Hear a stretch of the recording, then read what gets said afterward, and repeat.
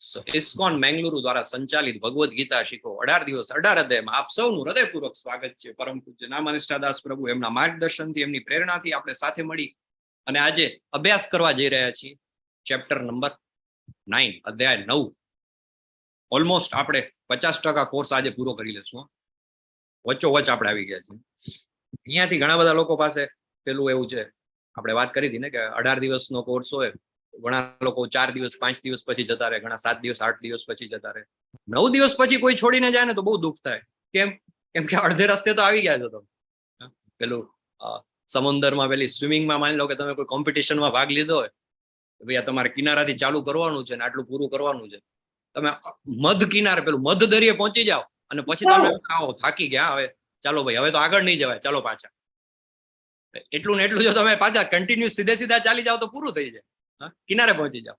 પણ આપણે પણ એવી રીતે ભગવદ ગીતામાં ઓલમોસ્ટ મધ દરિયા 50% આવી ગયા છીએ, બરાબર. એટલે અહીંયાથી તમે મૂકશો તો પણ એટલું ડિસ્ટન્સ તમારે કાપવાનું છે, કેમ કે સીધા પાછા તો ભૌતિક વર્લ્ડમાં તમે ફિટ નહીં થઈ શકો. જે 8-9 દિવસ તમે અહીંયાથી જે મેળવ્યું છે એટલે થોડુંક સ્ટેબલાઇઝ થતા ટાઈમ લાગશે. જો એટલો ટાઈમ અહીંયા કન્ટિન્યુઅસ રાખશો તો 18 દિવસની આપણી યાત્રા છે પૂરી થશે. ખૂબ ખૂબ સ્વાગત છે જે લોકો મને સ્ક્રીન પર દેખાઈ રહ્યા છે, જેમના વિડીયો ઓન છે. Yes, Bhupendraji, Bharatsinh F Jadejaji, Rupal Purohitji and family, Ushaben, Bipinchandra Patelji, Chaitali Trivediji, મોક્ષના દાદીમા ભાવનાજી, કલ્પના જોશીજી, શોભના ઓરાજી, પ્રતિમા શાહજી, રેણુકા દેવી, રાજ પટેલજી, અલ્પેશ રાજ્યગુરુજી, રાજેન્દ્રજી, Pareshji, Joshi જલપાજી, બાપુશ્રી Amarsinhji, Div Parsana, Divyang Joshi, Jigna Gujaratiji and family, Velubha Vaghela, Sulochana Shukla, Vivo 1938 અને એ સિવાય પણ કુસુમ મિસ્ત્રીજી, અમરીશ પટેલજી, પરેશ શાહજી, બધાનું ખૂબ ખૂબ સ્વાગત છે. યસ, અમરીશ પટેલ પ્રભુ ટ્રાવેલિંગમાં છે પણ બસમાંથી પણ જોડાયા હોય એવું લાગે છે મને. થેન્ક યુ ફોર યોર સેવા પ્રભુ. અમરીશ પટેલ પ્રભુ ઇઝ ઓલવેઝ અવેલેબલ. 108 છે અમારા એમ્બ્યુલન્સની જેમ. હરે કૃષ્ણ પ્રભુ. હરે કૃષ્ણ. બધી બેચમાં બધા ટાઈમમાં કોઈ પણ સમયે હાજર જ હોય. અને યસ, મંદિર પ્રભુ પણ જોડાયા છે. થેન્ક યુ પ્રભુ, થેન્ક યુ ફોર જોઈનિંગ. તો અધ્યાય 9 ઉપર આપણે પહોંચ્યા છીએ. અધ્યાય 9 નું નામ કહેવાનું છે તમારે અને એ નામનો અર્થ કહેવાનો છે. અને એની પેલા ચેટ બોક્સમાં, યસ, ચેટ બોક્સમાં આપણે લખવાનું છે ભગવાનને આપણે શું ભોગ ધરાવે એ પણ લખવાનું છે.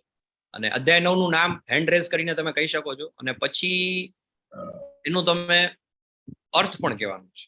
જેમની પાસે Bhagavad Gita as it is છે, વૈષ્ણવ પ્રભુપાદ. યસ, પ્રતિમા શાહજી, હરે કૃષ્ણ.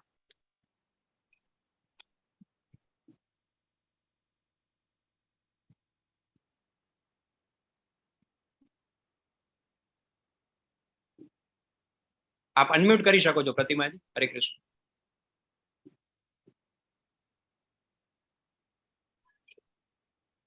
હરે કૃષ્ણ. આપનો અવાજ નથી આવી રહ્યો પ્રતિમાજી. ઓકે, મુકેશજી, ત્યાં સુધી આપણે મુકેશજીને પૂછીશું.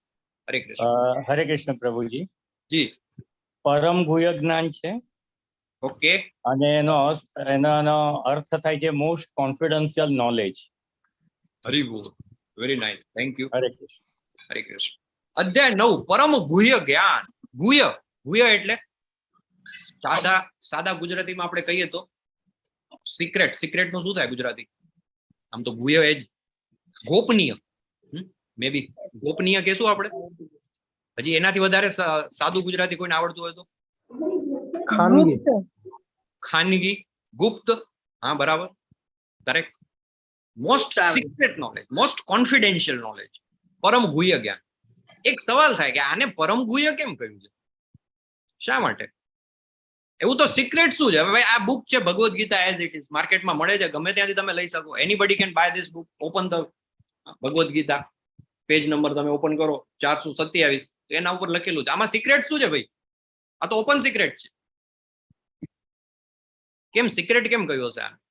કેમ ગોપનીય કહ્યું હશે? એનીબડી? હરે કૃષ્ણ. ગુઢ જ્ઞાન, ગુઢ. હા, ગુડ, બરાબર, સાચી વાત. પણ શા માટે ગુડ કહ્યું છે આને? આ તો ખુલ્લું છે ભાઈ, ખુલ્લી ચોપડી છે આ તો. આમાં સિક્રેટ શું છે? શુદ્ધ ભક્તિ કરીને તમે ભગવાનના ધામમાં કઈ રીતે પહોંચી શકો છો. હા, એ બરાબર. પણ આને શું કામ એમ કહ્યું? આ તો ઓપન છે ને, આ તો ચોપડી બધા પાસે Bhagavad Gita as it is કોઈ પણ ઓપન કરીને વાંચી શકે. આમાં ક્યાં ગુહ્ય સિક્રેટ શું છે? પ્રભુજી, દરેક ને આ જ્ઞાન સમજ આવે એવું નથી. દરેકને આ જ્ઞાન સમજણમાં કદાચ ના આવે એટલા માટે એને ગૂઢ કહ્યું છે એવું મને લાગે છે પ્રભુજી. Okay, nice. હરે કૃષ્ણ. હરે કૃષ્ણ. પણ સ્ટીલ આ તો પણ એ તો પછી નક્કી થાય ને, એ તો વાંચ્યા પછી ખબર પડે કે એને સમજાણું કે. હાજી હરે કૃષ્ણ. હા, આ જ્ઞાન મેળવવા માટે બધા શક્તિશાળી હોતા નથી, જેને પચાવી શકે એવા વ્યક્તિ હોતા નથી બધા. પણ એ તો પછીની વાત થઈ. આપણે કોઈ ઉપાડી લેને શક્તિશાળી છે કે નહીં એ તો પછી ખબર પડે. પણ આમાં સિક્રેટ, અને સિક્રેટ કેમ? પણ આમાં શું સિક્રેટ? પ્રભુજી હરે કૃષ્ણ. પ્રભુજી હરે કૃષ્ણ. પહેલા કોઈએ કીધું જ નથી, પહેલા કોઈએ જ નથી કીધું. પેલા કોઈ જ નથી. સાચા છે, કોઈના જવાબ ખોટા નથી, તમારા બધાના સાચા એમ છે. પણ હજી મને જે એક્ઝેક્ટ જોઈએ છે એ મને હજી મળતું નથી કે આને પરમ ગુહ્ય શા માટે કીધું છે 9મા અધ્યાયને. સિમ્પલ, આનો જવાબ બહુ સાદો છે. તમે સાંભળશો કે ઓ આવું હતું. લે ગુહ્ય એટલે ઊંડાણપૂર્વકનું, બહુ જ ઊંડાણપૂર્વકનું જ્ઞાન. હા બાપ, સાચી વાત છે, ઊંડાણપૂર્વક. થોડાક નજીક આવી ગયા તમે. સાક્ષાત્કાર વેદોનો સાર છે. પ્રભુજી, વેદોનો સાર છે, બરાબર, સાચા. બધા કોઈનો ખોટો જવાબ છે જ નહીં તમારો. સાક્ષાત્કાર આ બધા. પણ આનો જે જવાબ મને જોઈએ છે ને, સાવ સીધે સાદો જવાબ છે. તમને સાંભળીને એમ થશે ઓય ઓય આ તો કોથળામાંથી બિલાડું કાઢ્યું એના જેવું કર્યું. ભગવાન પોતે બોલ્યા છે એટલે. હા, ભગવાન પોતે બોલ્યા છે, એ પણ સાચું. ચલો ચલો, આ બધાને લાગુ પડે છે એટલે. બધાને લાગુ પડે છે એટલે. ઓકે, હવે કહી દો પ્રભુજી, કહી દો. હવે કહી દો. હરે કૃષ્ણ પ્રભુજી. હરે કૃષ્ણ. હા, બાપુ આવી ગયા જો. યસ બાપુ, બોલો. પ્રભુજી આની અંદર શુદ્ધ ભક્તિનું જ્ઞાન છે એટલે બરાબર. ગુહ્ય કીધું છે. બરાબર, ઓકે, ચલો ફાઇન. હરે કૃષ્ણ પ્રભુજી. હરે કૃષ્ણ. જે ઋષિ મુનિઓ દ્વારા રાજાઓને જે જ્ઞાન અપાતું હતું એટલે એ જ્ઞાનને ગુહ્ય જ્ઞાન કહ્યું છે. ઓકે, ચલો હવે સાચો જવાબ. સાચો એટલે બધાના સાચા જ જવાબ છે, પણ મારે જે જવાબ જોતો હતો, આ 9મો અધ્યાય છે ને, એકદમ વચ્ચો વચ આવે છે. ઓપન સિક્રેટ છે, પણ માણસો ત્યાં સુધી પહોંચી જ નથી શકતા. પહેલા દિવસે આ ચેપ્ટરમાં કેટલા લોકો આવ્યા હતા? હા, જયારે આપણે ક્લાસ શરૂ કર્યા ત્યારે કેટલા લોકો હતા? બરાબર, કેટલા બધા? મે બી 3 ડિજિટ્સમાં હતા, 100 થી વધારે હતા. આજે 9મા અધ્યાય ઓપન છે, એનીબડી કેન કમ. પણ પેલા એના માટે આગળના 426 પાના ઉથલાવા તો પડે ને. અમુક 100 પાનામાં ઉકલી જાય, 4 ચેપ્ટરમાં થાકી જાય, કોઈ 5 ચેપ્ટર, 7 ચેપ્ટર, 8 ચેપ્ટરમાં થાકી જાય. 9મા સુધી પહોંચે જ નહીં. સિક્રેટ વચ્ચે આપણે સૌથી પહેલા દિવસે એક સ્લાઇડ જોઈ હતી, સેન્ડવિચ વાળી. બરાબર ને? સેન્ડવિચમાં કેવું હોય? 2 બ્રેડ હોય, ઉપર બ્રેડ નીચે બ્રેડ, અને વચ્ચે શું હોય? વચ્ચે બધું ચીઝ ને પેલું માલ મલીદો બધો વચ્ચે હોય. મે બી આલુ મટર સેન્ડવિચ હોય તો એનું જે શાક હોય, ભાજી હોય, વચ્ચે હોય. ચીઝ સેન્ડવિચ હોય તો વચ્ચે ચીઝ હોય. બધું જે ઇમ્પોર્ટન્ટ વસ્તુ છે ને વચ્ચે સાચવેલી હોય. બરાબર. હાજી, હવે મને યાદ આવ્યું. હાજી હાજી, હવે યાદ આવી ગયું. યસ. તો ઉપર બ્રેડ નીચે બ્રેડ, મોસ્ટ ઇમ્પોર્ટન્ટ પાર્ટ જે છે વચ્ચે છે. સિમિલરલી તમે જો ક્રીમ વાળા બિસ્કિટ હોય, હા, નાના બાળકો છે ત્યાં ઘણા બધા, ક્રીમ વાળા બિસ્કિટ હોય. અમે તો કેવું કરતા નાના હતા ને ત્યારે, ક્રીમ વાળા બિસ્કિટ હોય ને તો આ 2 બિસ્કિટ ખોલી, વચ્ચે વચ્ચેનું ક્રીમ ચાટી જાય ને બિસ્કિટ એમને મૂકી દઈ. ઉપર બિસ્કિટ, નીચે બિસ્કિટ, વચ્ચે ક્રીમ હોય. બરાબર ને? એ જે ક્રીમ હોય વચ્ચે મૂકેલું, કેમ? સાચવીને. તમારા ઘરે માની લો કે કોઈ ઘરેણા હોય, તમને કોઈ ગિફ્ટમાં આપ્યું, એક ડાયમંડની રિંગ આપી અથવા નેકલેસ આપ્યો, તો એને તમે ક્યાં મૂકો? સાચવીને મૂકો ને. ભાઈ અંદર ઘરમાં ક્યાંક તિજોરીની અંદર, ઓર મે બી લોકર કે જે કંઈ પણ સિસ્ટમ હોય તમારી પાસે, એને તમે બારે ચાલીમાં મૂકી આવો. એવું થાય કે ભાઈ ચલો ચાલીમાં રાખ્યું, નવી વીંટી લીધી છે ને બારે આજે તડકામાં થોડીક વાર એને સુકાવા મૂકી દઈ બારે. હા, ચાલીમાં ના, કેમ? આપણે સાચવીને રાખીએ. તો જે ઇમ્પોર્ટન્ટ પાર્ટ હોય ને એ બધો વચ્ચે હોય. આને પરમ ગુહ્ય જ્ઞાન કહ્યું છે. તમારા બધાના જવાબ સાચા છે. ભગવાનનું જ્ઞાન છે, દિવ્ય જ્ઞાન છે, ભક્તિ છે, બધા એકો એક સાચા જવાબ છે. પણ આને એકદમ વચ્ચો વચ મૂક્યું છે. આની આગળ તમે જોવા જાવ ને, આજે 50% કોર્સ ઉપર આપણે આવી ગયા. આની આગળ 8 ચેપ્ટર છે, આની પાછળ 9 ચેપ્ટર છે, ને એની વચ્ચે સિક્રેટ 9મો અધ્યાય જે છે વચ્ચો વચ આવે છે. બરાબર. અને આ ઓપન સિક્રેટ છે. મેં કહ્યું એમ બધા એનીબડી કેન જોઈન, પણ એ લોકો ત્યાં સુધી પહોંચવા તો જોઈએ ને, ત્યાં સુધી પહોંચી જ નથી શકતા.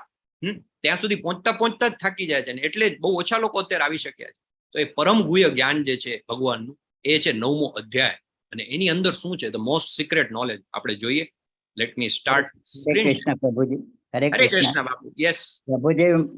એ છે વત્તા એનો 14મો શ્લોક છે, પણ ભગવત ગીતાનો મધ્યમનો ભાગ છે, સેન્ટર છે. હરે કૃષ્ણ.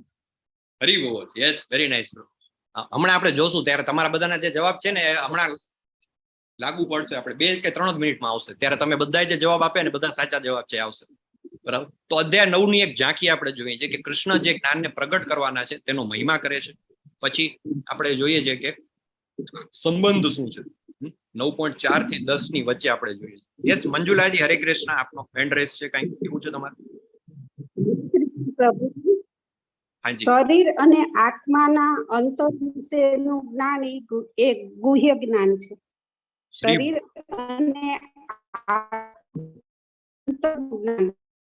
યસ માતાજી, સાચી વાત છે. હમણાં જ આપણે તમારો જવાબ પણ લેશું. હમણાં એક પ્રશ્ન આવે જ છે. યસ. તો ઐશ્વર્ય જ્ઞાન, કૃષ્ણનો આ વિશ્વ સાથેનો સંબંધ, જેના વિશે આપણે થોડી ઘણી ડિટેલ ગઈકાલે જોઈ હતી અને બાકીની આપણે આજે જોવાના છીએ. પછી જે વિવિધ પ્રકારના ઉપાસક કે જે ભગવાનની ભક્તિ કરે છે, અને છેલ્લે કૃષ્ણ ભક્તિનો મહિમા. તો આવી રીતે આપણે આ જે સેશન છે એને 4 પાર્ટમાં ડિવાઈડ કર્યું છે. 9.1 આ શ્લોક તમારે કોઈએ બોલવાનો છે. ચલો, કોણ બોલશે આ શ્લોક? ગાય સંભળાવશે. હરે કૃષ્ણ. હેન્ડ રેસ કરીને પણ તમે બોલી શકો છો. યસ, સુલોચનાજી, હરે કૃષ્ણ. હરે કૃષ્ણ. જી. इवं तु ते गृह्यतं तमं प्रवक्ष्याम्यनसूयये ज्ञानं विज्ञानसहितं यज्ञात्वा मोक्षसे शुभात्. हरे कृष्ण. हरे कृष्ण. हरि बोल. Very nice, thank you. Yes, Bipin Chandra Patel ji, आप बोलशो. बिपिन चंद्र पटेल जी.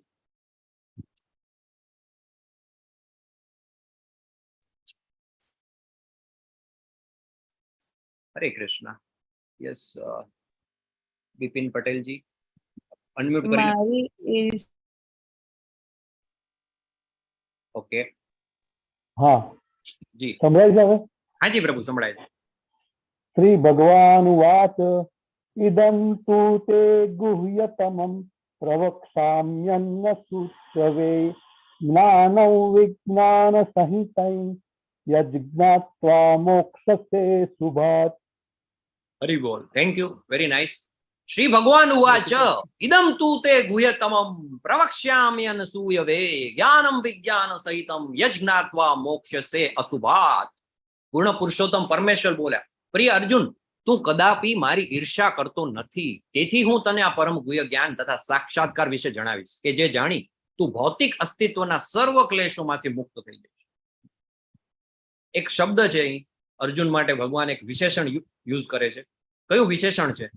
જે વિશેષણ અર્જુનજી માટે અહીં વાપરવામાં આવ્યું છે. યસ પ્રભુજી કહું? હાજી. હરે કૃષ્ણ. પ્રિય. ઓકે, પ્રિય. Okay fine. શુદ્ધ હૃદયના ભક્ત. શુદ્ધ હૃદયના ભક્ત. ઓકે બરાબર. એક ક્વોલિટી છે અર્જુનજીની જે અહીં હાઇલાઇટ કરવામાં આવી છે. યસ જી. એ ઈર્ષ્યા કરતો પ્રભુજી, નથી. ઈર્ષ્યા નથી કરતો. ક્વોલિટી. હરી બોલ. યસ, ઈર્ષ્યા નથી કરતો. અને એના માટે કહે છે અનસૂયવે. કહે છે અર્જુનજીને કે આ જ્ઞાન હું તને એટલે આપી રહ્યો છું કે તું મારી ઈર્ષ્યા કરતો નથી. બાકી આપણે બધા તો ઈર્ષ્યા છે ને, ચાલતા ને ચાલતા ડગલે ને પગલે આપણે ઈર્ષ્યા કરતા હોય. ભૌતિક વિશ્વમાં તો પેલું કહેવાય ને કે આપણને કેટલા માર્ક્સ આવે એના કરતા આપણા જે ફ્રેન્ડને કેટલા માર્ક્સ આવે ને એ જાણવામાં આપણને વધારે રસ હોય. આપણને થોડાક ઓછા આવ્યા તો ચાલે, પણ આપણા ફ્રેન્ડને વધારે આવી ગયા ને તો આપણને મજા ના આવે. સિમિલરલી પડોશમાં નવી ગાડી આવે તો 2 ઘરમાં ફટાકડા ફૂટે. એક તો એના ઘરમાં ખુશીના ફટાકડા ફૂટે અને થોડા ઘણા આપણા ઘરમાં ફૂટે. બરાબર. એટલે આપણે બધી જગ્યાએ, ઓફિસમાં તમે જાઓ તો ઓફિસ પોલિટિક્સ ચાલતું હોય, સ્કૂલમાં, કોલેજમાં, સ્ટડીમાં, ઇવન ફેમિલીમાં ભાઈ ભાઈ વચ્ચે ઈર્ષ્યા હોય. સગા ભાઈ હોય પણ હવે એમાંથી જો એક ભાઈનું થોડું વધારે સારું ચાલતું હોય તો બીજાને એની ઈર્ષ્યા થાય. જો આપણે પણ આપણી અંદર જો આ અવગુણ હશે તો આપણી સામે પણ ભગવાન પોતાનું જ્ઞાન પ્રગટ નથી કરતા. અહીં ખાસ અર્જુનજીને ઉદ્દેશીને ભગવાન કહે છે કે પ્રિય અર્જુન, તું કદાપી મારી ઈર્ષ્યા કરતો નથી. હું તને આ જ્ઞાન એટલા માટે આપી રહ્યો છું કે કેમ કે તું અનસૂયવે છો. આપણે પણ આ ક્વોલિટી બને તો આપણી અંદર ડેવલપ કરવી જોઈએ. જો આપણે એવું ઈચ્છીએ છીએ કે ભગવાનનું જ્ઞાન આપણને મળે. હા, હવે જે છે એ તમારો બધાના જવાબ આવશે. 3 ગુપ્ત સત્ય શું છે? આ જે વસ્તુ છે 3 છે. ગુહ્ય, ગુહ્યતર અને ગુહ્યતમ. આપણે જેવું કહેવાય ને ગુડ, બેટર અને બેસ્ટ, તો એ 3 વસ્તુ છે. કયા કયા 3 સત્ય છે, 3 કયા સિક્રેટ છે ભગવદ્ ગીતાના, યસ, જૂના પાર્ટિસિપેન્ટ્સ માંથી મે બી. યસ, સુલોચના શુક્લાજી, હરે કૃષ્ણ. હરે કૃષ્ણ. જી માતાજી. એક છે કે હું આત્મા છું, શરીર નથી. બરાબર. પહેલું ગુહ્ય જે છે એ છે કે આપણે બધા જે છે આપણે કોણ છીએ? આપણે શરીર નથી, આપણે આત્મા છે. કરેક્ટ? યસ. બીજું છે હું ભગવાનનો દાસ છું. હરી બોલ. આપણો અને ભગવાન સાથેનો સંબંધ શું છે?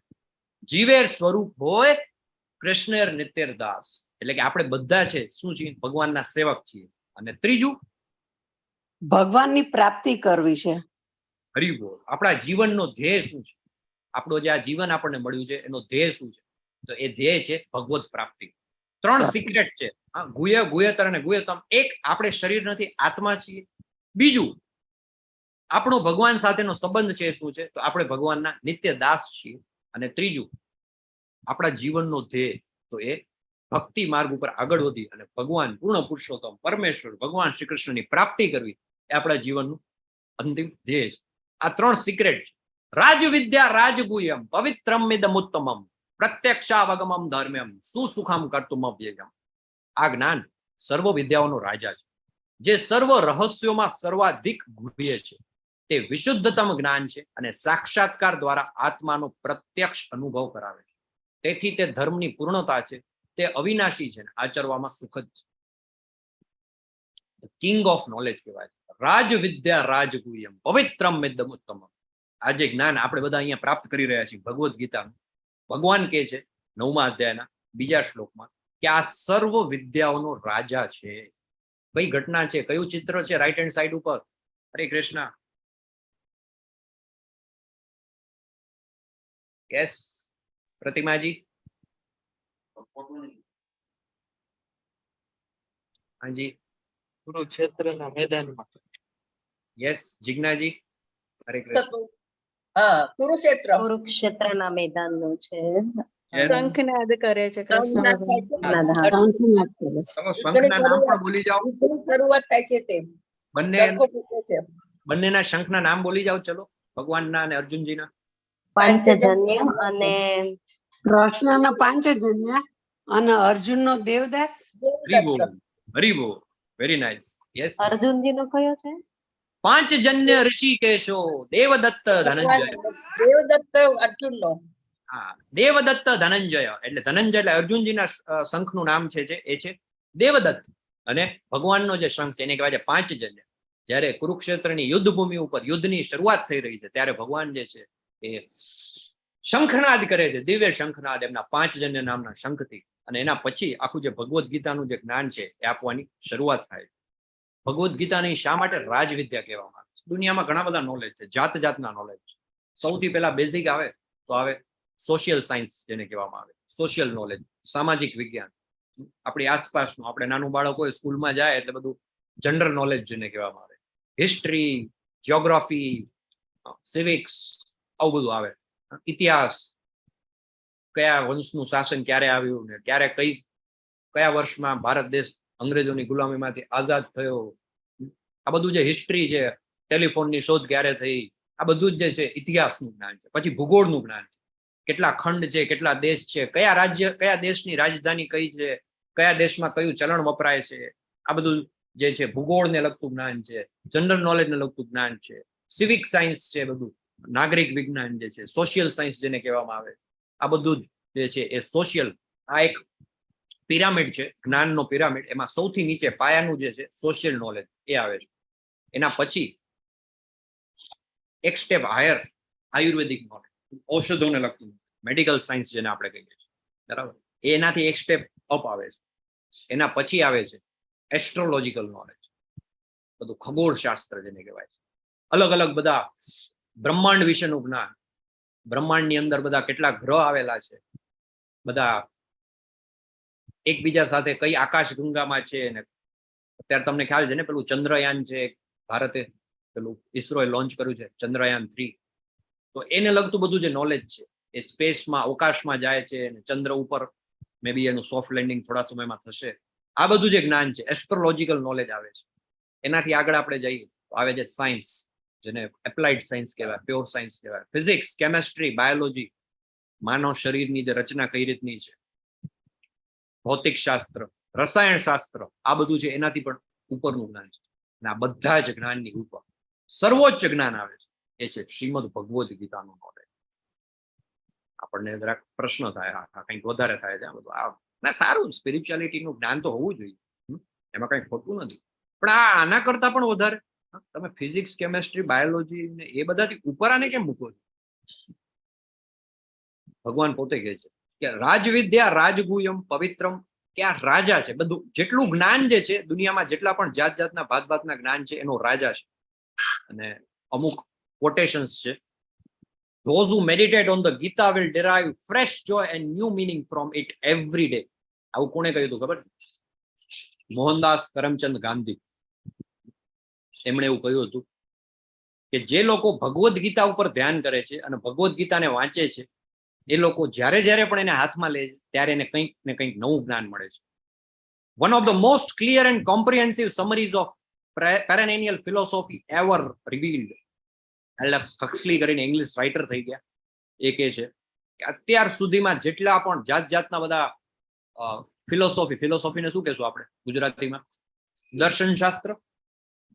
જેટલા અલગ અલગ દર્શન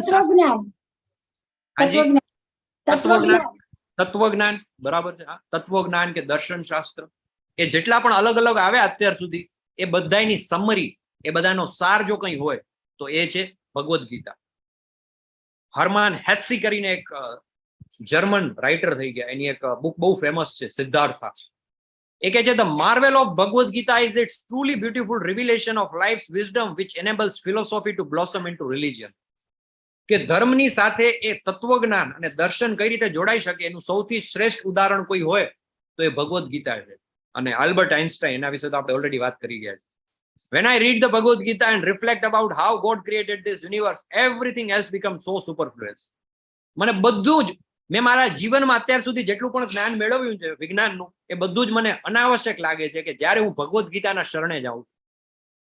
અને એ સિવાય પણ નીલ્સ બોર ને ઘણા બધાના કોટેશન છે. મોટા મોટા સાયન્ટિસ્ટ થઈ ગયા, એ લોકો ભગવદ્ ગીતાને ઉપર મોકલે છે.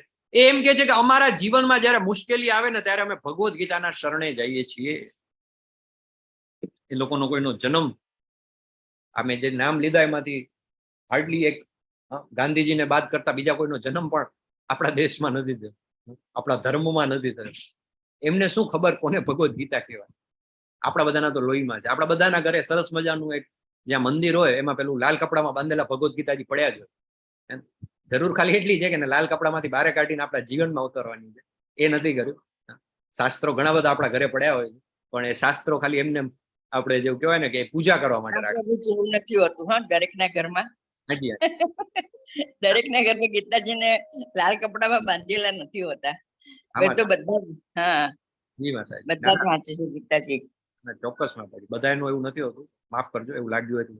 પણ જનરલી એક જનરલ પરસેપ્શન એવું છે કે આ બધા શાસ્ત્રો જે છે, ગ્રંથ છે, એની આપણે પૂજા તો કરીએ છીએ, પણ આપણે બાય ડિફોલ્ટ એવું માની લઈએ છીએ કે ભાઈ એક ઉંમર પછી એનું વાંચન પણ કરવામાં આવે ને તો 10 માંથી કદાચ 6 કે 7 ઘરમાં આપણે એવરેજ કાઢીએ, એનું વાંચન બધા વૃદ્ધો કરતા હશે. કે મોટી ઉંમર થઈ જાય ને ત્યારે ભગવદ્ ગીતાના શરણે જવા. જ્યારે જીવનમાં કંઈ કરવા જેવું ના રહ્યું ને રિટાયરમેન્ટ લાઈફમાં ભગવાનનું નામ લેવા, એવું નથી. મોટા મોટા જેટલા પણ સાયન્ટિસ્ટ થઈ ગયા, વૈજ્ઞાનિકો થઈ ગયા, એ લોકોએ પોતાના જે પીક ટાઈમમાં ભગવદ્ ગીતાની શરણે ગયા છે. અને ભગવાન કહે છે 9.2માં કે ભગવદ્ ગીતા જે છે એ શિક્ષણનો રાજા છે. તો આ એક આખો પિરામિડ છે નોલેજનો.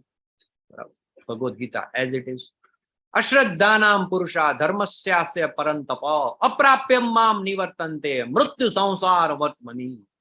હે શત્રુ વિજેતા, જે મનુષ્યો ભક્તિમાં શ્રદ્ધા ધરાવતા નથી તેઓ મને પ્રાપ્ત કરી શકતા નથી. તેથી તેઓ ભૌતિક જગતમાં જન્મ મરણના માર્ગે પાછા આવે છે. અર્જુનજીને કયા નામથી બોલાવવામાં આવ્યા છે? હરે કૃષ્ણ. પાર્થ. શત્રુ વિજેતા. પરંતપ. પરંતપ. ભગવાને જે શબ્દ વાપર્યો છે, અર્જુનજીને જે નામથી સંબોધિત કર્યા છે, એ છે પરંતપ. અને સાચો એનું ગુજરાતી અનુવાદ કરીએ તો શત્રુ વિજેતા થાય. પરંતપ. પરંતપ એટલે કે જે શત્રુ ઉપર વિજય હાંસલ કરે છે તે. અશ્રદ્ધાનામ પુરુષા. ભગવાન એટલા માટે અહીંયા અર્જુનજીને કહે છે કે જે મનુષ્યો ભક્તિમાં નથી શ્રદ્ધા ધરાવતા તેઓ મને પ્રાપ્ત કરી શકતા નથી, પણ તારે ચિંતા કરવાની જરૂર નથી. કેમ? તો કે તું તો શત્રુ વિજેતા છે, તું પરંતપ છે. અપ્રાપ્ય મામ નિવર્તન્તે મૃત્યુ સંસાર વર્તમાન. અને તેથી તેઓ આ ભૌતિક જગતમાં જન્મ મરણના માર્ગે પાછા આવે છે. એ લોકોને વારંવાર પાછા આવવું પડે છે. પુનરપી જન્મમ પુનરપી મરણમ મયા તત્મિદમ સર્વમ જગદવ્યક્ત મૂર્તિના. શું કહે છે ભગવાન અહીંયા 9મા અધ્યાયના 4થા શ્લોકમાં કહે છે ભગવાન કે મયા તતમ મિદમ સર્વમ, આ સમગ્ર જગત મારા વડે મારા અવ્યક્ત રૂપમાં વ્યાપ્ત છે. સર્વ જીવો મારામાં છે, પરંતુ હું તેમનામાં નથી. ખાસ છે ને આપણે જેમની પાસે Bhagavad Gita as it is હોય ને એમને ભાવાર્થનો બહુ ડિટેલમાં વાંચ્યું. પ્રભુપાદે છે ને આની અંદર એટલા બધા એના રેફરન્સીસ આપ્યા છે. કેમ કે આમાં કેવું છે ખબર છે, આપણા પાસે એટલો બધો સમય નથી કે આપણે આખું બધું સ્ટડી કરી જાય. માની લો કે આની પહેલાનો 2nd શ્લોક છે, બરાબર, 9.2, બરાબર, શરૂઆતમાં કે જે ભગવદ્ ગીતા શિક્ષણનો રાજા છે એ જ આપણે જોયું. હવે તમે 9.2 નો ભાવાર્થ જોવો ને તો એ ભાવાર્થ પ્રભુપાદે લખ્યો છે. શ્લોક તો ખાલી એક જ છે, રાજવિદ્યા રાજગુહ્યમ પવિત્રમિદમુત્તમમ, પણ એનો તમે 1 2 3 4 5 6 લગભગ તમે જુઓ ને તો 6 પાનાનો ભાવાર્થ છે. એ ભાવાર્થની અંદર પ્રભુપાદે બધા ગ્રંથો જે છે, પદ્મપુરાણમાં આ કથનનું સમર્થન થયેલું છે અને પદ્મપુરાણનો આખો એક શ્લોક આપ્યો. હવે આપણામાંથી કેટલાના ઘરે પદ્મપુરાણ છે? કદાચ કોઈ વિરલા હોય. હા, ઉર્મિલા માતાજીના ઘરે છે, બાકી મારા ઘરે તો નથી. બહુ ઓછા પાસે હોય પદ્મપુરાણ, બરાબર. પછી એ પદ્મપુરાણ છે, પછી તમે આગળ જાઓ તો એમાં વેદાંત સૂત્ર છે 3.2.26 એનું એક છે. પછી શ્રીમદ ભાગવતમ 1.5.25 એનો રેફરન્સ છે. પછી તમે આગળ જાઓ તો વળી પાછું વેદાંત સૂત્રનો બીજો એક શ્લોક છે, શ્રીમદ ભાગવતમનું પાછું છે. એટલા બધા મતલબ વેદ ઉપનિષદ પુરાણો બધાનો રેફરન્સ જે છે એને લગતો એ પ્રભુપાદ અહીંયા ટાંક્યો છે. એટલે આ જે Bhagavad Gita as it is છે ને એ એટલા માટે આપણી પાસે હોવું જરૂરી છે કે જો એક આપણે વાંચી લઈએ તો બાકી બધું જે છે એમાં આવી જાય છે. પદ્મપુરાણની અંદર હજારો શ્લોક છે. આપણી પાસે એટલો સમય નથી કે આપણે આખું પદ્મપુરાણ વાંચીએ, પણ એમાંથી જે રેલેવન્ટ શ્લોક છે, જે આની સાથે કનેક્ટ થાય છે, એ અહીં આપણને જાણવા મળે છે, બરાબર. તો 9.4 ભગવાને કહી દીધું કે આ સમગ્ર જગત મારા વડે છે, પણ હું એમાં નથી, બરાબર. બહુ સરસ ઘટના છે. કઈ ઘટના છે? યસ, રૂપલ પુરોહિતજી, હરે કૃષ્ણ નો હેન્ડ રેસ છે. હરે કૃષ્ણ. આપણે આ જે શ્લોક સમજાવ્યો એનામાં પ્રભુ એવું કે ભગવાન એવું કે છે કે મારા અવ્યક્ત રૂપમાં વ્યાપ્ત છે સર્વ, પણ સર્વ જીવો મારામાં છે પણ હું તેમનામાં નથી. હવે આગળ કયા અધ્યાયમાં કે છે મને યાદ નથી, પણ એવું કે છે કે સર્વ જીવોમાં હું છું. એ બંનેમાં ફરક શું છે એ સમજવા માંગુ છું. જી. આને આપણે એવી રીતે સમજી શકીએ. આગળ એક એક્ઝામ્પલ આવશે કે અગ્નિ હોય, બરાબર, એક અગ્નિ પ્રગટેલો હોય, પ્રજ્વલિત અગ્નિ હોય, તો એ અગ્નિમાંથી તણખા નીકળે. તમને ખ્યાલ હશે, ઉપર થોડાક નાના, બરાબર.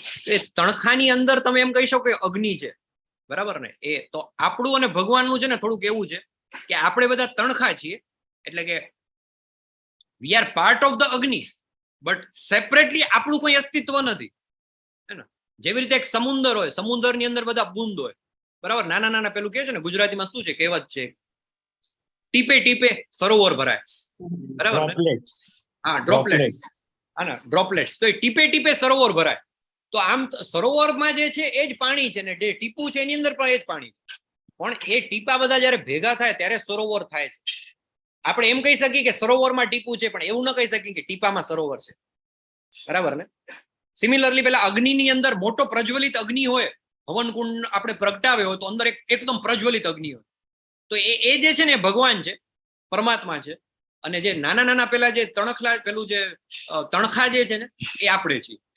એટલે સિમિલરલી ભગવાન કે છે કે હું બધામાં છું, બરાબર, પણ બધા મારામાં નથી. એને આપણે એવી રીતે સમજી શકીએ. અને આ જે ઘટના છે, કઈ ઘટના છે? સ્ક્રીન ઉપર જે તમને દેખાય છે.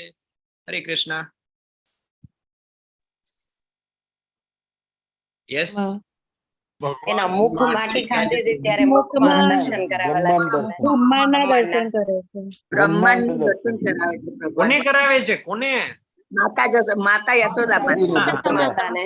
માતા યશોદા કરે છે. યસ, યશોમતી મૈયા, યશોદા મૈયાને.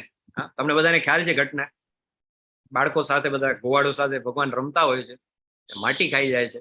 બધા બાળકો આવીને ફરિયાદ કરે છે કે ભાઈ કૃષ્ણ તો માટી ખાઈ લીધી છે.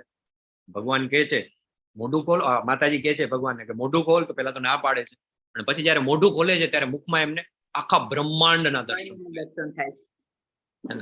અને આજે પણ તમે જાઓ ને તો વૃંદાવનની અંદર આ ઘાટ છે આખો, એને બ્રહ્માંડ ઘાટ કહે છે. ત્યાં તમે જાઓ ને તો ત્યાં તમને પ્રસાદી આપે. શું આપે પ્રસાદીમાં ખબર છે? માટી.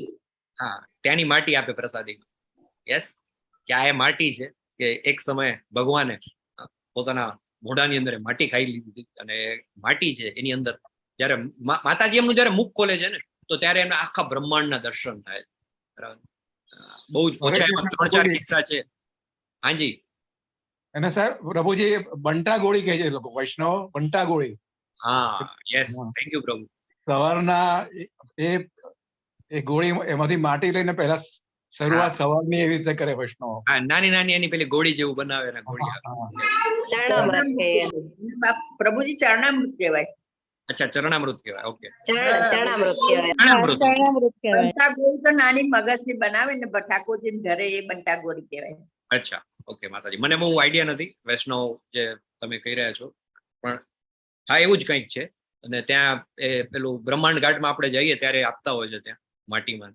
આ ભગવાનની લીલા છે. બરાબર, એ ભગવાનના મુખની અંદર યશોદા મૈયાને આખા બ્રહ્માંડનું દર્શન કરાવે છે. નોટ ઓનલી વૃંદાવન, પણ આખું બ્રહ્માંડ છે એની અંદર દેખાય છે. મૈયા દક્ષેણ પ્રકૃતિ સૂયતે સચરાચરમ હેતુ નાને ન કૌંતેય જગદ્વીપ પરિવર્તતે. હે કુંતી પુત્ર, મારી શક્તિઓમાંની એક એવી આ ભૌતિક પ્રકૃતિ મારી દેખરેખ હેઠળ કાર્ય કરે છે, અને આ સર્વ ચર તથા જીવોને ઉત્પન્ન કરે છે. તેના શાસન હેઠળ આ જગત વારંવાર સર્જાય છે અને નષ્ટ થાય છે. યસ, હા, 8:59 પૂરું કરી નાખશું પ્રભુ આજે. યસ, તો એના શાસન હેઠળ આ જગત વારંવાર સર્જાય છે અને વિનષ્ટ થાય છે. બરાબર, તો ભગવાનની જે શક્તિ છે એનાથી જ આખું જે બ્રહ્માંડ છે એ ઉત્પન્ન થાય છે, અને વારંવાર, એકવાર નહીં, વારંવાર એનું સર્જન થાય છે અને એનો વિનાશ પણ થાય છે. બરાબર, અલગ અલગ બધા બ્રહ્માંડ છે, કેટલા બધા. આપણને તો ખાલી આના વિશે જ ખ્યાલ છે. ક્યારેક આપણને એમ થાય આપણી સમજ છે, આપણી જે વિચાર શક્તિ છે એ કેટલી હદે લિમિટેડ છે, because we don't know what we don't know. Science છે એ બધું રોજ નવું નવું કંઈક ને કંઈક શોધી આવે, પણ એ સતત ચેન્જ થતું હોય. કેવું ચેન્જ થાય છે આપણે ખ્યાલ છે ને, ગયા પેલા 2-3 વર્ષ પહેલા જયારે કોવિડ આવ્યો તો રોજ નવા નવા WHO વાળા છે રૂલ્સ રેગ્યુલેશન લઈ આવતા હતા.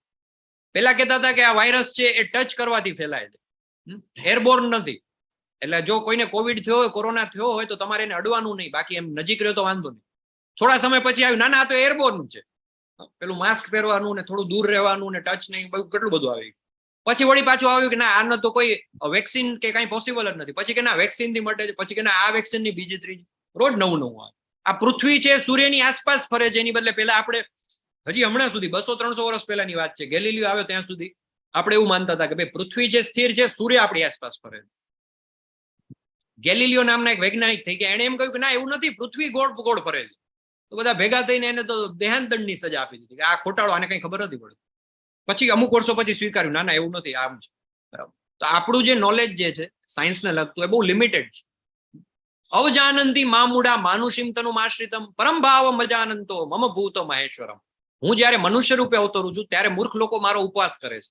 તેઓ સચરાચરના સર્વોપરી સ્વામી તરીકે મારી દિવ્ય પ્રકૃતિને જાણતા નથી. ભગવાન કે છે હું જયારે આ પૃથ્વી પર આવું છું ને ત્યારે પણ ઘણા લોકો મને નથી સ્વીકારતા. તમને બધાને ખબર છે, સ્ક્રીન ઉપર એક્ઝામ્પલ, હા, શિશુપાલ વધ. શિશુપાલ તમને ખ્યાલ છે ને, 99 વખત ભગવાન માફ કરે છે એમને. ભગવાનને માનતો નથી એ તો ઠીક છે, એને અપશબ્દો બોલે છે, ગાળો આપે છે. ભગવાને વચન આપ્યું હોય છે એના માતાજીને કે ભાઈ હું 99 વખત માફ કરીશ, 100મી વખત પછી ગયો. તો એ ભગવાન કહે છે કે એવા લોકો જે છે એ મને, એ નાસ્તિક છે, આસુરી તથા નાસ્તિક વિચારો પ્રત્યે આકર્ષાય છે, મોહગ્રસ્ત થયેલા છે, અને એ લોકો મને એક્સેપ્ટ કરતા નથી. મહાત્માનસ્તુમ મામ પાર્થ દેવીમ પ્રકૃતિમ આશ્રિતા ભજન્ત્યન અનન્ય મનસો જ્ઞાત્વા ભૂતાદિમ અવ્યયમ. હે પાર્થ, મોહગ્રસ્ત નહીં થયેલા મહાત્મા પુરુષો દેવી પ્રકૃતિના રક્ષણ હેઠળ હોય છે. તેઓ સંપૂર્ણપણે ભક્તિમય સેવામાં નિમગ્ન રહે છે, કારણ કે તેઓ મને જ આદિ તથા અવિનાશી પૂર્ણ પુરુષોત્તમ પરમેશ્વર તરીકે જાણે છે. એક એવા લોકો છે જે ભગવાનને નથી જાણતા, નથી માણતા, અને સામે બીજા એવા લોકો છે કે જે ભગવાનને આદિ તથા અવિનાશી પૂર્ણ પુરુષોત્તમ તરીકે જાણે છે. સ્ક્રીન ઉપર તમે જોઈ શકો છો, બહુ સરસ ઘટના છે, વધારે ડિટેલમાં આપણે નહીં લઈએ, પણ આચાર્ય માધવેન્દ્રપુરી છે, એ બ્રજભૂમિમાં મથુરા વૃંદાવન જ્યાં છે ત્યાં ભગવાનના પવિત્ર નામનું જપ કરતા હોય છે, સતત ભગવાનનું નામ લેતા હોય છે. અને એમણે અજાચક વ્રત લીધેલું હોય છે. અજાચક એટલે હરે કૃષ્ણ, ખ્યાલ છે કોઈને? અજાચક કોઈની પાસે માગવાનું નહીં, કોઈની પાસે માગવાનું નહીં.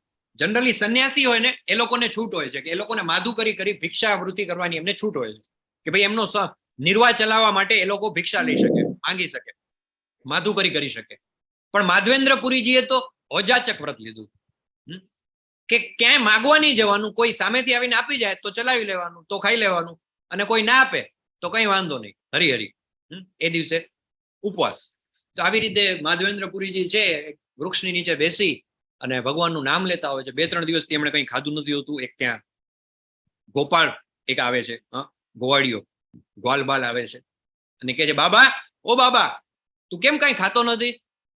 તારી તો આ તબિયત ખરાબ હોય એવું લાગે છે. તો કે ભાઈ મેં અજાચક વ્રત લીધું છે એટલે હું કઈ ખાતો નથી. તો કે એમ થોડું ચાલે, અમે પણ બ્રજભૂમિના બધા રહેવાસી છીએ, અમારે ત્યાં નિયમ છે કે ભાઈ કોઈ પણ ભિક્ષુક છે, કોઈ પણ સંન્યાસી છે એ ભૂખ્યો ન રહેવો જોઈએ.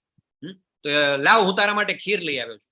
એમ કરીને એમને ખીર આપે છે, સરસ મજાની ગરમા ગરમ ખીર હોય છે, દૂધ હોય છે, મતલબ મીઠું દૂધ. અને માધવેન્દ્રપુરીજી એ દૂધ પીએ છે, ખીર લે છે, પ્રસાદ તરીકે લે છે. અને જેવા એ ગ્રહણ કરે છે ને એમને તરત જ ઊંઘ આવી જાય છે. અને પછી એમને ત્યાં સ્વપ્નું આવે છે. બહુ ડિટેલ છે આખી વાર્તા, આપણે ડિટેલમાં નહીં જઈએ. 9 વાગે પહેલા આપણે ક્લાસ પણ વાઇન્ડ અપ કરવાનો છે. લેવલ 2 ના ક્લાસ છે 9 વાગે. પણ ઇન શોર્ટ કહીએ ને તો એ સપનામાં પછી એમને આવે છે, એમને ખ્યાલ આવે છે કે એમની પાસે જે પેલો ગોવાળ બાળ આવ્યો હતો ને ભગવાન કૃષ્ણ પોતે હતા. એમના ભક્તની ધ્યાન રાખવા માટે, એમની સંભાળ રાખવા માટે આવ્યા હતા. પછી સપનું એક આવે છે કે ભગવાન છે ને એને એમ કહેતા હોય છે કે મને બહાર કાઢ, હું અહીંયા દટાયેલો છું, મને બહાર કાઢ. અને બીજે દિવસે સવારે ત્યાં જાય છે બધા ગામજનોને લઈને, અને ત્યાં જમીનમાં જ્યાં એમને સપનામાં એમને એક જગ્યા દેખાય છે કે એ જગ્યાએથી અવાજ આવતો હોય છે કે ભાઈ મને બહાર કાઢો. એ જગ્યા ત્યાં ખોદકામ કરવામાં આવે છે અને ત્યાં ખોદે છે ને તો ત્યાંથી એક ભગવાનનો વિગ્રહ નીકળે છે. અને એ વિગ્રહ જે છે એને ત્યાં બહાર કાઢે છે, એની પૂજા કરવામાં આવે છે. પછી પાછું એક દિવસ બીજું સપનું આવે છે કે બાબા, મને બહુ ગરમી થાય છે, મને મલયચંદનનો લેપ લગાડ્યો છે. મલયચંદન તો ક્યાં મળે? મલયગીરી પર્વત ઉપર મળે. મલયગીરી પર્વત એટલે અત્યારનો સમયમાં જે આપણે જગન્નાથપુરી જ્યાં છે ઓડિશા એ સાઈડનો આખો એરિયા. એટલે પછી માધવેન્દ્રપુરી જે છે નીકળી પડે છે, ક્યાં વ્રજ અને ક્યાં ઓડિશા જગન્નાથપુરી. મલયગીરી પર્વત ઉપર જાય, ત્યાંથી ચંદન લઈ આવે છે, એનો લેપ કરે છે. રસ્તામાં પણ બીજી ઘણી બધી ક્ષીર ચોરાની બધી ઘટના છે. પણ એ જે વિગ્રહ જે છે એ વિગ્રહ આજે પણ મોજૂદ છે, આજે પણ એની પૂજા થાય છે. કયો વિગ્રહ છે? શ્રીનાથજી બાબા. શ્રીનાથજી નાથદ્વારામાં, આપણે ગુજરાતમાં નજીક જ ઘણા બધા લોકો અત્યારે ત્યાં દર્શન કરવા જતા હોય છે. એ જે શ્રીનાથજી બાવાનો જે વિગ્રહ જે છે એ આ કે જે માધવેન્દ્રપુરીજીને ત્યાંથી મળ્યો હતો. અને એ આવા ભગવાનના ભક્ત કે જે અનન્ય કેવી ભગવાનની કેવી સેવા કરે છે એને મહાત્મા કહેવામાં આવે છે. કે હે પાર્થ, મોહગ્રસ્ત નહીં થયેલા મહાત્મા પુરુષો દૈવી પ્રકૃતિના રક્ષણ હેઠળ હોય છે અને તેઓ સંપૂર્ણપણે ભક્તિમય સેવામાં નિમગ્ન રહે છે, કારણ કે તેઓ મને જ આદિ તથા અવિનાશી પૂર્ણ પુરુષોત્તમ પરમેશ્વર તરીકે જાણે છે. અને એ શું કરે છે? સતતમ કીર્તયંતો મામ યતંતશ્ચ દ્રઢવ્રતાઃ નમસ્યંતશ્ચ મામ ભક્ત્યા નિત્ય યુક્તા ઉપાસતે. આ મહાત્મા છે કેવી રીતે ભગવાનના મહિમાનું સતત કરે છે? તો કે 2 શબ્દ આવે છે, સતતમ કન્ટિન્યુઅસ અને નિરંતર. નિરંતર એટલે નિર્વત્તા અંતર, એટલે કે નોન સ્ટોપ. ભગવાનની ભક્તિ કેવી રીતે કરવી જોઈએ? નોન સ્ટોપ કરવી જોઈએ. 1 માળા 2 માળા 4 માળા 16 માળા તો આપણે આચાર્યો આપણને આપી ગયા, ને આપણે એક સાધના ભક્તિ દ્વારા એ માર્ગ ઉપર આગળ વધીએ છીએ. બાકી તો સતત જે મહાત્મા છે શું કરે છે? સતતમ કીર્તયંતોમાં જ્યારે પણ સમય મળે ત્યારે હરે કૃષ્ણ કૃષ્ણ કૃષ્ણ હરે હરે, હરે રામ રામ રામ હરે હરે. સતત ભગવાનને ભક્તિ કરે છે. પિતાહમસ્ય જગતો માતા ધાતા પિતામહ વેદ્યમ પવિત્રમ ઓમકાર વૃક્ષામ યજુરેવ ચ. હું આ બ્રહ્માંડનો પિતા, માતા, આશ્રયદાતા તથા પિતામહ છું. હું જ્ઞાનનો વિષય, વિશુદ્ધિ કરતા તથા ઓમકાર છું. હું ઋગ્વેદ, સામવેદ તથા યજુર્વેદ પણ. ઘણા બધા મહાપુરુષો આ પૃથ્વી ઉપર આવી ગયા. કોઈ એમ કહ્યું કે મેં ભગવાનને જોયા છે, કોઈ એમ કહ્યું કે હું તમને ભગવાન સુધી લઈ જઈશ, કોઈ એમ કીધું હું ભગવાનનો પુત્ર છું, કોઈ એમ કીધું હું ભગવાનનો ટપાલી છું. એકમાત્ર પૂર્ણ પુરુષોત્તમ પરમેશ્વર ભગવાન શ્રી કૃષ્ણ કહે છે, रिश्ते में तो हम तुम्हारे पितामह लगते हैं और नाम है कृष्ण. 9.17 માં ભગવાન કહે છે, શું કહે છે? હું આ બ્રહ્માંડનો પિતા છું, માતા આશ્રયદાતા તથા પિતામહ છું. ઓમકાર પણ હું છું, ઋગ્વેદ, સામવેદ અને યજુર્વેદ પણ હું જ છું. હે અર્જુન, હું શું કરું છું? હું જ આ વરસાદને રોકી રાખું છું તથા મોકલું છું. હું અમરત્વ છું અને સાક્ષાત મૃત્યુ પણ હું જ છું. ચેતન તત્વ તથા જળ તત્વ બંને મારામાં છે. આ જે કંઈ પણ થઈ રહ્યું છે ને અત્યારે, ક્યારેક વરસાદ આવે છે, ક્યારેક નથી આવતો, ક્યારેક ખૂબ વધારે આવી જાય છે, ગ્લોબલ વોર્મિંગ, આ બધું જ ભગવાન કે છે આ બધું મારા કંટ્રોલમાં છે. અને જ્યારે જ્યારે પણ આપણે ધર્મને હાનિ પહોંચાડીએ છીએ ત્યારે આ બધું આ ગ્લોબલ વોર્મિંગ ને બધું થવાનું જ છે. જેટલા હદે આપણે જોયું હતું ને તે દિવસે વાત કરી હતી, કેટલી હજારો લાખોની સંખ્યામાં આપણે ગૌ હત્યા કરીએ છીએ. પછી આ બધું વરસાદનું ચક્ર છે, ખોરવાઈ જ જવાનું છે. થોડું ગમે આ ભગવાનને જો ફોટામાં કેવા સરસ મજાનું સાથે એક નાનકડી ગૈયા છે, ને આપણે અહીંયા ગાય પ્લાસ્ટિકના જબલા ખાતી હોય બિચારી, રસ્તા વચ્ચે અથડાતી કૂટાતી હોય. આવી હાલત આપણે કરી નાખી છે. જો આપણે આવું કરશું તો ઓ Arjuna, I control heat the rain and the drought. અને મોકલશે, કામ બહુ ગરમી મોકલશે, બહુ ઠંડી મોકલશે, બહુ વરસાદ મોકલશે, જ્યાં સુધી આપણે સુધરશું નહીં ત્યાં સુધી. અને 20મા શ્લોકમાં ભગવાન કહે છે, આખી સાયકલ છે, 20મા અને 21મા ભગવાન અહીંયા બતાવે છે, જે મનુષ્યો વેદાધ્યયન કરે છે, સોમરસનું પાન કરે છે, તેઓ સ્વર્ગ પ્રાપ્તિ માટે પ્રયત્ન કરીને પરોક્ષ રીતે મારી પૂજા કરે છે. તેઓ પાપ કર્મમાંથી મુક્ત થઈને પુણ્યમય સ્વર્ગીય ઇન્દ્રલોકમાં જન્મ લે છે, જ્યાં તેઓ દેવો જેવો આનંદ ભોગવે છે. એ રીતે જ્યારે તેઓ વિશાળ સ્વર્ગીય ઇન્દ્રિય સુખ ભોગવી લે છે અને તેમના પુણ્ય કર્મોના ફળ પૂરા થઈ જાય છે, ત્યારે તેઓ આ મૃત્યુલોકમાં પાછા આવે છે. એ રીતે જે મનુષ્યો ત્રણેય વેદાંતના સિદ્ધાંતોમાં દ્રઢ રહીને ઇન્દ્રિય સુખ પામવા પ્રયત્ન કરે છે, તેઓ નિરંતર જન્મ તથા મૃત્યુને પ્રાપ્ત કરતા રહે છે. લંડન આઈનું ચિત્ર છે, એક ચકડોળ છે, ત્યાં તમે જાઓ ને ઉપર બેસો તો આખું લંડન સિટી દેખાય તમને. થેમ્સ નદી દેખાય, વેસ્ટમિન્સ્ટર સ્ટ્રીટ દેખાય, બ્રિટિશ પાર્લામેન્ટ દેખાય. બહુ મજા આવે, આનંદ આવે. પણ એ 5 મિનિટ, 10 મિનિટ, 15 મિનિટ, કલાક, 2 કલાક તમને એમ કોઈ કે આજીવન તમે આ ચકડોળમાં બેઠા રહેવાનું, ઉપર નીચે ગોળ ગોળ ફર્યા કરો, કંટાળો આવે. આપણે જે આ છે ને સાયકલ, વેદોનું અધ્યયન કરીને સારા કામ કરીને આપણે કે સ્વર્ગમાં પહોંચી જશું. સ્વર્ગમાં જાશું તો પણ આપણે આની પહેલા 2-3 વાર ચર્ચા કરી લીધી છે કે એ ખાલી એક ગિફ્ટ વાઉચર છે જે રિડીમ કરાવવાનું છે. બેલેન્સ પૂરું થઈ જાય એટલે ફરી પાછા મૃત્યુલોકમાં પાછા આવવાનું અને જન્મ તથા મૃત્યુમાં ફરતા રહેવાનું છે. બરાબર. અનન્યાસ ચિંતયંતો મામ યે જના પર્યુપાસતે તેષામ નિત્યાભિયુક્તાનામ યોગક્ષેમમ વહામ્યમ. પરંતુ જે લોકો અનન્ય ભાવે મારા દિવ્ય સ્વરૂપનું સદા ચિંતન કરતા રહી મને ભજે છે, તેમની જરૂરિયાતોનું હું શું કરું છું તો કે પૂર્તિ કરું છું તથા તેમની પાસે જે છે તેનું રક્ષણ કરું છું. યોગક્ષેમમ વહામ્યહમ. LIC શ્લોકા, Life Insurance Corporation of India, એની આ ટેગલાઇન છે, એનું પેલું મોટો કે જે કહેવાય ને ધ્યેય વાક્ય, એ આ છે. આ ભગવદ્ ગીતામાંથી લેવામાં આવ્યું છે. ખબર નહીં એ લોકો ક્રેડિટ આપે છે કે નથી આપતા, પણ 9.22 છે. એમાં કહે છે યોગક્ષેમમ વહામ્યહમ. એ લોકો કહે છે જિંદગી કે સાથ ભી, જિંદગી કે બાદ ભી. ખબર નહીં જિંદગી કે બાદ ભી તો કેટલું આવી શકે, પણ ભગવાન અહીંયા કહે છે કે યોગક્ષેમમ વહામ્યહમ. જે મારા ભક્તો છે એના માટે હું 2 વસ્તુ કરું છું. એક, એમની જે જરૂરિયાતો છે એની પૂર્તિ કરું છું, અને સાથે તેમની પાસે જે છે તેને પ્રોટેક્ટ કરું છું. પત્રમ પુષ્પમ ફલમ તોયમ યો મે ભક્ત્યા પ્રયચ્છતિ તદહમ ભક્તિ અશ્નામી પ્રયતાત્મન. જો કોઈ મનુષ્ય પ્રેમ તથા ભક્તિપૂર્વક મને પર્ણ, ફૂલ, ફળ કે જળ અર્પણ કરે છે તો હું તેનો સ્વીકાર કરું છું. કેવી રીતે? ભક્તિપૂર્વક તથા પ્રેમપૂર્વક. કેવી સરસ મજાની થાળી છે. આપણે પણ બધા રોજ બોલીએ છીએ ને કે આજે ભગવાનને શું ધરાવ્યું ભોગમાં, શા માટે? ક્યાંક તો કોઈકને પ્રેરણા મળે. તમે જોઈ શકો છો થાળી છે, સરસ મજાનું સાત્વિક ફૂડ છે, ફરસાણ છે, મીઠાઈ છે, બધા જાત જાતના ફ્રૂટ્સ છે, પૂરી છે, મે બી કેરીનો રસ છે, ખીર છે, દહીં છે, ફૂલ છે, પાણી છે. ભગવાન કહે છે પત્રમ પુષ્પમ ફલમ તો એમ. તમે ફૂલ થાળી ન ધરાવો ને કઈ વાંધો નહીં, માત્ર તમે ભગવાનને પુષ્પ ધરાવી શકો, ફળ ધરાવી શકો, તુલસી પત્ર ધરાવી શકો, છેલ્લે કઈ નહીં તો પાણી પણ ધરાવી શકો. જે મને ભક્તિપૂર્વક, પ્રેમપૂર્વક જે અર્પણ કરે છે એનો હું સ્વીકાર કરું. આપણે બધાએ ખાસ હવે 9 દિવસ બાકી રહ્યા, જો હજી ચાલુ ન કર્યું હોય ને તો નેક્સ્ટ 9 દિવસમાં આપણે ભગવાનને ડેઈલી ભોગ ધરાવવાનું શરૂ કર્યું. કઈ 4 વસ્તુ ભગવાનને ભોગમાં ઓફરિંગ થઈ શકે છે? પત્ર, તુલસી દલ, ફલમ એટલે કે ફળ, ફૂલ, ફ્લાવર્સ અને પાણી. બરાબર. આ 4 વસ્તુ ભગવાનને આપણે ઓફર કરી શકીએ. અને એવા કયા એક્ઝામ્પલ છે શાસ્ત્રોમાં કે જેમણે પ્રેમપૂર્વક ભગવાનને કંઈક અર્પણ કર્યું હતું? યસ, કોનું ચિત્ર છે આ? સુદામા. ને શું અર્પણ કર્યું હતું એમણે ભગવાનને? પૌવા, પૌવા કે તાંદુલ, ચોખા. યસ.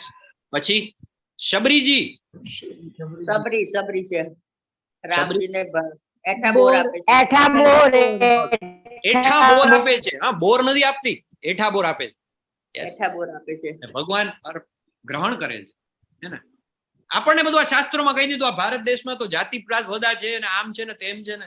હવે તમે જાતિવાદ પ્રમાણે જોવા જાઓ તો શબરી હતી એ ભીલડી હતી, એક આદિવાસી સ્ત્રી હતી. બંધારણ પ્રમાણે અત્યારના પેલામાં જાઓ તો એસટી કેટેગરીમાં આવે, શેડ્યુલ ટ્રાઇબ. ભગવાન જનરલ કેટેગરીમાં આવે. જનરલ કેટેગરીમાં છે, એના હાથના બોર નથી ખાતા, એના એઠા બોર પણ ખાય છે. આવો કોઈ જાતિવાદ હતો નહીં ભાઈ ભારતમાં. આ તો વચ્ચેના મધ્યયુગમાં બધા જે તે લોકો આપણા ઉપર આવી ગયા, શાસન કરી ગયા, અને આપણા બધામાં અંદર અંદર ફાટફૂટ પડાવી ગયા. ભગવાન તો એના ભક્તના પ્રેમપૂર્વક એઠા બોર પણ ખાય છે. લક્ષ્મણજીને નથી મજા આવતી, એ જરાક આમ જોવે છે, આવો કેવો પ્રેમ છે, બોર આ એઠા બોર આપે છે. તો કે ના, એ તો મારા રામજીને ક્યાંક કોઈ ખાટું ફળ ના આવી જાય એના માટે, બરાબર. તો આ બધા ભગવાનના ભક્ત છે જેમણે ભગવાનને પ્રેમપૂર્વક કંઈક ને કંઈક અર્પણ કર્યું હતું. યસ. એક્ઝામ્પલ એક છે ગજેન્દ્ર મોક્ષ ની આખી ઘટના છે. ગજેન્દ્ર ગજરાજ એમણે ભગવાનને ફ્લાવર, કમળ, પુષ્પ અર્પણ કર્યું હતું. યત કરોશી યદશ્નાસી યજ્જુહોશી દદાસી યત યત તપસ્યસી કૌંતેય તત્પુરુષ પદાર્પણમ. હે કુંતી પુત્ર, તું જે કંઈ કરે છે, જે કંઈ ખાય છે, જે કંઈ અર્પિત કરે છે અથવા દાન આપે છે, અને જે તપસ્યા કરે છે, તે સર્વ મને સમર્પણ કર. આપણે જે કંઈ પણ કાર્ય કરીએ છીએ, જ્યાં પણ આપણે જઈએ છીએ, આપણા દરેક કર્મોમાં, દરેક આપણા ઓફરિંગમાં, આપણે ક્યાંય દાન કરીએ છીએ, એમાં દરેક વસ્તુ, જે કંઈ પણ આપણે ખાઈએ છીએ, દરેક વસ્તુના સેન્ટરમાં કૃષ્ણ હોવા જોઈએ. એવું ભગવાન પોતે 9.26-27 કહી ગયા છે. હું ન તો કોઈનો દ્વેષ કરું છું કે ન તો કોઈનો પક્ષપાત કરું છું. હું સર્વ પ્રત્યે સંભાવયુક્ત છું. સમોહમ સર્વભૂતેષુ ન મે દેશોસ્તિ ન પ્રિય. તેમ છતાં એક કન્ડિશન એપ્લાય. ये भजन्ति तू माम भक्त्या मयि ते तेषु चाप्यहम. પરંતુ જે મનુષ્ય ભક્તિ ભાવે મારી સેવા કરે છે તે મારો મિત્ર છે, મારામાં અવસ્થિત હોય છે, અને હું તેનો મિત્ર છું. 5.29 ભગવાન આપણને કહી ગયા હતા, સુરદમ સર્વભૂતાનામ, એ બધાનો હું શુભચિંતક છું, એ બધાનો મિત્ર છું. અને જે આ જાણી લે છે એને જ્ઞાત્વા મામ શાંતિ મૃચ્છતિ, એને પરમ શાંતિ પ્રાપ્ત થાય છે. 9મા અધ્યાયના 29મા શ્લોકમાં ભગવાન ફરીથી કહે છે કે આમ તો હું કોઈનો દ્વેષ નથી કરતો, ન તો કોઈનો પક્ષપાત કરું છું. એક પિતા હોય, એક માતા હોય, એના માટે બાળકો બધા સમાન હોય. એ કોઈને આમ વધારે પાર્શિયાલિટી કરે કે એવું ન કરે, એના માટે બે સમાન હોય. પણ જે મારી ભક્તિ ભાવે મારી સેવા કરે છે એ મારો ફ્રેન્ડ છે, સ્પેશિયલ, અને હું એનો ફ્રેન્ડ છું. અને 9.30 ભગવાન કહે છે, અપી ચેતસુ દુરાચારો ભજતે મામ અનન્ય ભાગ સાધુરેવ સમંતવ્ય સમ્યગ્ય વસિતો હિસ. અંતે ઘૃણાસ્પદ કર્મ કરનાર કોઈ મનુષ્ય જો ભક્તિ ભાવે મારી સેવામાં પરોવાયેલો રહે છે તો તેને સાધુ માનવો જોઈએ, કારણ કે તે પોતાના નિશ્ચયમાં યોગ્ય રીતે સ્થિત થયેલો છે. પાપી માણસ હોય ને, એ પણ જો ભગવાન કહે છે મારી સેવામાં પરોવાયેલો રહે છે ને, તો એને સાધુ માનવાનું. આના લગતી એક સ્ટોરી છે, એ આપણે 9 વાગ્યા પછી શેર કરશું. 9 વાગે આપણે ક્લાસ પૂરો કરી નાખશું, જેથી જેને લેવલ 2માં જવાનું છે એ લોકો જઈ શકે, અને જે નવા છે જેમને લેવલ 2માં નથી જવાનું એ લોકો રોકાઈ શકે. નાનકડી એક 5 મિનિટની સ્ટોરી આપણે લેશું આ શ્લોકને વધારે ડિટેલમાં સમજવા માટે. અને છેલ્લે ભગવાન કહે છે, ક્ષિપ્રમ ભવતી ધર્માત્મા શશ્વચ્છાંતિમ નિગચ્છતિ કૌંતેય પ્રતિજાનીહિ નમે ભક્ત પ્રણશ્યતિ. ભગવાન કહે છે, અર્જુન જા, તું બધાને જઈને ડિક્લેર કરીને એનાઉન્સ કરી દે કે મારા ભક્તનો કદાપી નાશ થતો નથી, તે તરત જ ધર્માત્મા બની જાય છે અને સ્થાયી શાંતિ પ્રાપ્ત કરે છે. હે કુંતી પુત્ર, નિર્ભય થઈને ઘોષણા કર કે મારા ભક્તનો કદાપી વિનાશ થતો નથી. ભગવાન બાંયધરી લે છે. કૌંતેય પ્રતિજાનાહિ નમે ભક્ત પ્રણશ્યતિ મન્મના ભવ મદ્ભક્તો મદ્યાજી મામ નમસ્કુરુ મામે વૈશ્યસી યુક્તૈત્વ આત્માનમ મત્પરાયણ. તારા મનને મારા નિત્ય ચિંતનમાં પરોવી દે, મારો ભક્ત થા, મને નમસ્કાર કર અને મારી જ પૂજા કર. એ રીતે મારામાં સંપૂર્ણ રીતે તન્મય થઈ તું નક્કી મને પ્રાપ્ત કરીશ. આ શ્લોક છે, રિપીટ થશે 18મા અધ્યાયમાં ફરી પાછો આવશે. આ શ્લોકનો પહેલો ભાગ, મન્મના ભવ મદ્ભક્તો મદ્યાજી મામ નમસ્કુરુ. આપણે શું કરવાનું છે? આપણે ભગવાનની અંદર મનમના, ભગવાનની અંદર ચિત્ત લગાવવાનું છે, ભગવાનને ભોગ ધરાવવાનો છે, ભગવાનની પ્રાર્થના કરવાની છે, એમને નમસ્કાર કરવાના છે. With this we conclude chapter number 9. 8:59 થઈ છે. જે લોકોને લેવલ 2 માં જવાનું છે જઈ શકે છે. વાંછા કલ્પતરુભ્યશ્ચ કૃપા સિંધુભ્યેવ ચ પતિતાનાં પાવનેભ્યો વૈષ્ણવેભ્યો નમો નમઃ. અનંત કોટી વૈષ્ણવ વૃંદ કી જય. શ્રીલા પ્રભુપાદ કી જય. ભગવદ ગીતા કી જય. સદગુરુદેવ કી જય. પુરુષોત્તમ માસ કી જય. જય શ્રી કૃષ્ણ ચૈતન્ય પ્રભુ નિત્યાનંદ શ્રી અદ્વૈત ગદાધર શ્રીવાસાદિ ગૌર ભક્ત વૃંદા. બે હાથ ઊંચા કરી ભગવાનનું નામ લેશું આપણે. હરે કૃષ્ણ કૃષ્ણ કૃષ્ણ હરે હરે હરે રામ રામ રામ રામ હરે હરે. હરે કૃષ્ણ પ્રભુજી. હરે કૃષ્ણ પ્રભુજી, પ્રણામ. હરે કૃષ્ણ પ્રભુજી. હરે કૃષ્ણ. શ્રી કૃષ્ણ. જેમને લેવલ 2 માં જવાનું છે એ લોકો જઈ શકે છે. અને બાકીના લોકો માટે 5 મિનિટમાં એક નાનકડી સ્ટોરી છે જે દુરાચારી વાળો જે શ્લોક છે એની સાથે કનેક્ટેડ છે. ભગવાન કહે છે કે જે સાધુ છે. હરે કૃષ્ણ પ્રભુ. હરે કૃષ્ણ પ્રભુ. રેકોર્ડિંગ બંધ કરજો પ્રભુ. હા યસ પ્રભુ યસ શ્યોર.